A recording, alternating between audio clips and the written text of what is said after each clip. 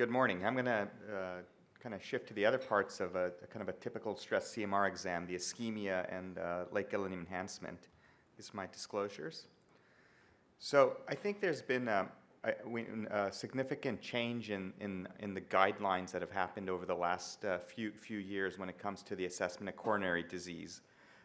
Essentially, any patient that's at intermediate to high risk, it is reasonable to pick any non-invasive stress testing modality you want that makes sense for that patient, or you could choose coronary CT. They're all really equivalent in it, and you need to think about your local expertise, patient-specific factors, that sort of thing as you decide.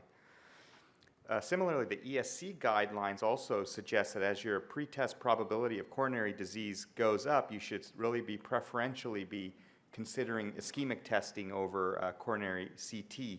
And both guidelines do show that if you're interested in evaluating coronary microvascular disease, then quantification of myocardial blood flow using MRI or PET would be kind of the option for you. So a typical cardiac MRI protocol, a stress MRI protocol, you first get your scout images. You're going to then get T1 and T2 mapping sequences. You'll then do stress perfusion. You may get your cine images after that. Then you get your rest perfusion, your T1 mapping contrast, post-contrast images, so you can do ECV, and then late gadolinium enhancement. And that, if you break out the pre-contrast and the post-contrast part of it, I think in many centers it's about 20 minutes each, and some slower centers that might be 30 minutes each, adding you up to a 40 to 60 minute exam. And this is a problem. It's a bit too long. And for those of us who are at the scanner doing this, we know that our patients get tired by the end, and our late gadolinium enhancement images at the end are one of our most important sets of images. And the data quality starts to deteriorate because you start getting respiratory motion, and then you have to start repeating those images. Additionally, when you have scan time that's in that 40 to 60 minute range, you're effectively reducing access to patients, right? So if you have a shorter scan, you have twice as many slots, and that's more access for our patients. And I think importantly that the 40 to 60 minute scan is financially very difficult to make viable and to convince your hospital that we should really route all of our work in that direction. The second challenge for stress CMR is that the clinical expertise is not widely available. Now, artificial intelligence has a huge opportunity here to help us shorten our scan time, and I'm going to focus on image reconstruction here. However, you can see here there are many other areas, from patient selection to improving image acquisition to sorting images when you analyze the data, to image quantification where deep learning and artificial intelligence can really make a huge impact. So here we've already learned about the Air Recon DL approach. My understanding of it, and I didn't create it so I don't really know, is that the case-based data is what the deep learning recon is working on, and removing noise right from kind of the case-based area, and then this can eventually lead to improved image quality. And how you take advantage of the image quality is really up to you. You could shorten scan times. You could improve your image quality. What you do with that signal is a little bit up to you. Here is our study of Air Recon DL noise reduction in stress perfusion imaging. And here you have a typical stress exam with the apical slices here at rest and stress, the midventricular slices, and the basal slices. And here we've reconstructed the images from our standard reconstruction to low deep learning level. This is a very touchy screen.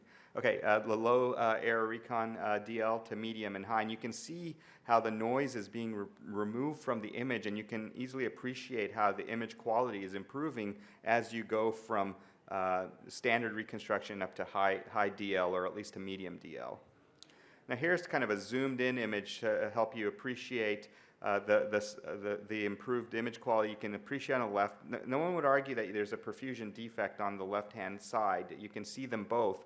However, on the right-hand side, especially if you consider a less experienced reader, you can appreciate that all that noise is removed and that defect just stands out much more.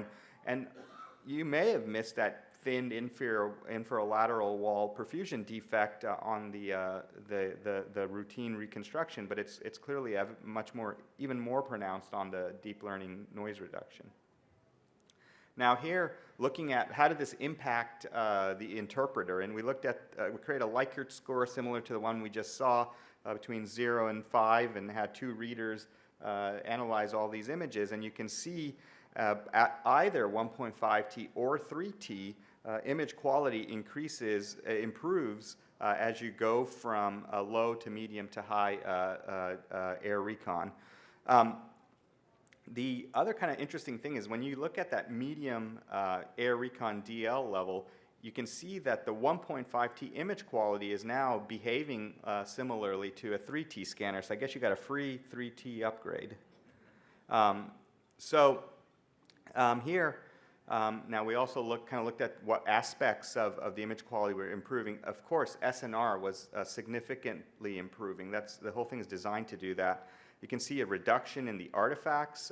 There was no worsening of dark rim artifact. It kind of stayed the same, so that's helpful. And then you can see how all of those pieces really led to increased diagnostic confidence. Now, another kind of application of air recon DL is on free breathing PSIR imaging. And so on the top row is our normal phase sensitive, breath held, segmented deep lake Elliott enhancement imaging with different levels of air recon, and on the bottom is the single shot free breathing images. And you can appreciate that the image quality is improving as you go across. But I think the real key is here, and as I said, for those of us who are performing these studies, a lot of patients, when you do a standard acquisition, will breathe on 1 or 2 or 3 of the images that you have to repeat. And here you can see multiple examples of patients who had respiratory artifact, and then you see the corresponding deep learning, the air recon reconstruction. And I suppose one of the concerns our group had was that there's a big push to quantify the amount of late gadolinium enhancement that you have, and that's heavily dependent on the number of standard deviations your LGE is away from your remote normal territory. And we just got rid of all of our noise, and so is that going to drastically change our quantification? And I think what this graph is trying to show is that, yeah, there is a slight increase in the amount of LG you quantify as you go from one deep recon level to the next. But it's small, but it may be something we need to pay attention to as we start to quantify. You may want to really make sure you're sticking to the same level of air recon and not changing it. Otherwise, you may kind of create some noise especially if you're doing serial imaging. All right, so I think for me one of the exciting applications is quantification of myocardial blood flow. So let me just nerd out for 1 second, where what you're going to imagine if you really want to quantify blood flow, what you need to do is get a tiny amount of contrast and instantaneously inject it straight into the coronary artery. And then the rate at which that contrast washes out of the coronary artery is your blood flow. So if it washes out quickly, then your blood flow is higher. If it takes a long time to wash out, then your blood flow is slower.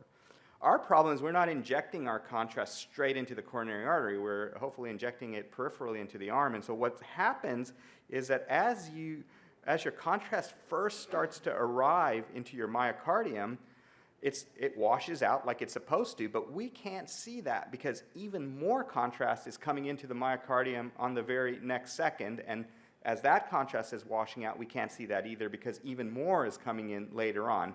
And so our ability to detect this washout is lost because the contrast keeps coming and coming and coming. And so that's kind of one major challenge between how we do it clinically versus how we would do it theoretically, quantifying blood flow. The second is that the blood flow measurement is dependent on the rate of arrival of the contrast agent itself, like what dose did you inject it at, how much did you give, what's the ejection fraction, things along those lines. And lastly, so we need to correct for that rate of arrival of the contrast agent in order to accurately quantify blood flow. However, we can't accurately quantify the contrast coming into the LV cavity because it's very concentrated in the LV cavity. You have all this T2 star effect that reduces your ability to accurately measure what's happening in the LV cavity. So we often rely on semi-quantitative techniques. But I think if we go back to math, and one of my engineering friends tells me math saves lives, and I think maybe he's right. So here, what we're going to use is a mathematical property called deconvolution. Essentially, we're going to, we have the arterial input function. I showed you showed you an example of that. And then we have the tissue function, which is the perfusion into the myocardium. If we can simply divide or deconvolve the tissue function, the arterial input function from the tissue function, we're left with our impulse response, which is our metric of myocardial blood flow. So how do we do that? Well, here's our regular pulse sequence. You have a saturation pulse, and then you have 3 slices of myocardial imaging that are acquired on that heartbeat, and then you repeat that at the next heartbeat, and you do that for the next 50 beats. Now, in order to quantify blood flow, we want to get rid of all the variability in your signal at its baseline. And so what we need is a very robust B1 and B0 correction. And here you can see that this has been numerically optimized in the new pulse sequence here. And then we need to accurately measure the arterial input function. I told you why we can't just use our regular perfusion images, and that's done using, what we do here is get a really low resolution spoil gradient echo. You can't use that for any diagnostic purpose, but you can quantify very accurately the signal that's coming through the LV cavity. And then we need to correct for any kind of variation related to the surface coil, and so you need these proton density weighted images in those same slice positions to correct it. And so the final pulse sequence will effectively look something like this. Now, here's an example of a case acquired using that sequence, and you can see on the left here we have resting perfusion, and here we have stress perfusion. You can, of course, appreciate this clear-cut perfusion defect here in the mid-anterior wall, but there's probably also a little bit of subtle perfusion defect here. These are what, now the next step is to segment your different, your endocardium and your epicardium and identify your arterial input function. And this is all done here in this example. And then once you have your time intensity curves and all your segmentation, we can now use the deconvolution process to calculate the blood flow in every single voxel in your image and create a color-encoded map as shown here. And you see during resting condition, the map is all green, which corresponds to about 1 mil per gram per minute, which is normal resting blood flow. And then at stress, you can see several areas increase into the gold range, which is 3 to 4 mils per gram per minute. And then some areas, like here in the anterior wall, where we wondered if there was a defect, and then clearly where we saw one here at the mid-level, remains green because the blood flow is not increasing as much there. And all of this can then be quantified and verified by looking at the curves, and then the segmental numbers can be generated to help you really carefully analyze and look at this data.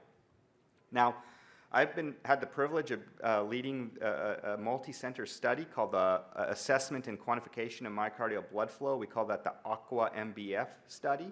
It's a collaboration between 10 centers that have sent us data sets and 5 additional core lab readers from 5 additional centers that were not actually acquiring data themselves. And what we found is that the blood flow measurements in healthy volunteers are on average around 3. And then those segments supplied that have late gadolinium enhancement or are supplied by severe coronary stenosis, you can see the blood flow is considerably lower. And so you can appreciate that this data was presented by Shua Wang at the American Heart Association this past year. And then here at SCMR, we kind of step back and present data. What if we just get a global myocardial blood flow measurement, and how does that perform? And so here you can see in patients with and without coronary disease, resting blood flow is around 1 and normal. In patients with no obstructive coronary disease, you can see the stress myocardial blood flow is around 3, and in those with obstructive coronary disease, it's lower. And then the myocardial perfusion reserve is also different. Here you can see the ROC analysis to look at the diagnostic accuracy of stress myocardial blood flow. And first thing is we identify cutoff values at the moment here around 2.2 for stress MBF and MPR of around 2. And you can see the area under the curve here is in the 0.86 range, which is quite excellent for just a single global value. The other thing that's important for me here is that stress MBF alone performs as well as myocardial perfusion reserve. And why does that matter? Well, myocardial perfusion reserve requires you to get stress imaging and resting imaging. So here's an opportunity to get rid of your resting perfusion imaging, and that would shorten your scan time. And so I think these data and this quantification really sets the stage for that. Next is, here's another example. This is an 80-year-old woman with diabetes, hypertension, hyperlipidemia, and she comes in with angina. And for those of us who practice a lot of clinical cardiology, we know, I mean, this person has to have coronary disease. Well, look at her angiogram, it's beautiful. She doesn't have coronary disease. So what's wrong? Well, let's look at her stress MRI images. You can see resting perfusion on the left here is normal. Stress perfusion, maybe there's some subtle abnormalities there, hard to say.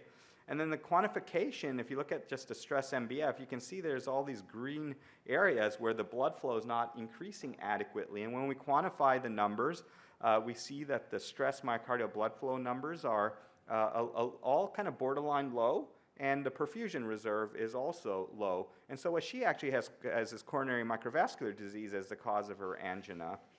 And this is important because most of the myocardium is actually supplied by the microvasculature, not by the epicardial coronaries. You can just see the difference in surface area between capillaries and whatnot in the epicardial coronaries. We now are understanding that there are several patient groups that are at risk for having coronary microvascular disease, and very excitingly, there is now potential therapeutics that are on the horizon for this. So we can diagnose it and we can treat it. And it's important to treat it because there are, the presence of coronary microvascular disease impacts outcomes. And so no matter what degree of coronary artery disease you have, the presence of coronary microvascular disease is added risk. So another kind of, there we go. Another kind of exciting application is an opportunity for us to understand old diseases. So here's a patient. This patient clearly has cardiac amyloidosis. However, the resting perfusion, the stress perfusion, all looks normal. When we quantify the blood flow, we can see that the stress myocardial blood flow is severely reduced throughout the ventricle there, and this patient has really diffuse coronary microvascular disease. It's not surprising if they got all this infiltrating amyloid all over there that the microvascular disease is also impacted, but we can quantify that now, and maybe that'll matter. Here's another example. This patient has clearly apical hypertrophic cardiomyopathy. They've got late gadolinium enhancement all at the apex. You get the stress perfusion on the right side there, and frankly, it looks normal. Again, when we quantify their stress MBF, you can see that their stress MBF values are severely reduced throughout the ventricle, and their myocardial perfusion reserve is globally abnormal as well. So here, in this patient with apical HCM, they also have severe diffuse coronary microvascular disease. And so, what that, how that correlates to patient symptoms and such, I think these are all things that we need to figure out how we would go about treating it. Et cetera. So to summarize, deep learning can improve image quality on stress perfusion images. Deep learning can shorten scan time and improve image quality of late gadolinium enhancement imaging using free breathing PSIRs. Deep learning can help, it really helps us automate segmentation and allows us to collect the type of data we need to quantify myocardial blood flow. And quantification of myocardial blood flow not only allows us to accurately detect epicardial coronary disease, but also microvascular disease. And if we pursue stress-only imaging, it significantly shortens our scan time. I'd like to close by kind of combining the cine imaging and the single-shot LG imaging and these rapid perfusion imaging. As someone who, when we're at the scan, we're setting that 2-chamber view, the 4-chamber view, the 3-chamber. The time in between acquisitions takes as long or much longer than the actual acquisition itself. And so I see an opportunity to actually stop perfectly prescribing a 2-chamber. Just get stacks of 2 chambers that are, one of them will be right. Get stacks of 4-chamber, get stacks of 3 chambers, and get a short axis stack and move on. And then look at the images afterward. Help your technologists kind of get this stuff done more quickly, and they'll have to be less aggressively trained, let's say, to get the perfect 2-chamber, et cetera. With that, thank you very much.